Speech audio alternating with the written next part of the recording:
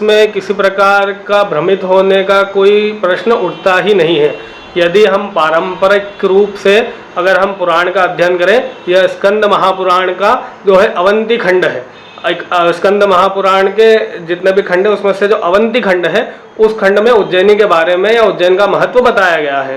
तो इसमें अगर हम देखें तो इसमें अगर हम क्षिप्रा का अमृतोद्भव या क्षिप्रा महात्म्य अगर पढ़ें तो इसमें जितने श्लोक हमें प्राप्त होते हैं, किसी श्लोक में शक्कर का क्षिप्रा लिखा हुआ है, किसी श्लोक में जो है क्षत्रिय का क्षिप्रा लिखा हुआ है। तो इसमें किसी प्रकार का कोई भेद नहीं किया गया है। ये आप देखेंगे कि क्षिप्रा महात्म्य है। इस क्षिप्रा महत्व में आप पहला श्लोक देखेंगे, पहले श्लोक में जो है शक्कर का क्षिप्रा लिखा है, दूसरे श्लोक में क्षत्रिय का क्षिप्रा लिखा है। ठीक है, तो इस प्रकार से इस नाम में या इस अक्षर में या कहना चाहिए कि भाव में किसी प्रकार का कोई भी भेद नहीं है, किसी प्रकार का कोई भ्रम नहीं है। आप चाहे क्षिप्रा कहें, आप चाहे क्षिप्रा कहें, आप उस माँ को ही संबोधित कर रहे हैं। और इस नाम का जो अर्थ है वो तेज प्रवाह से बहने वाली है।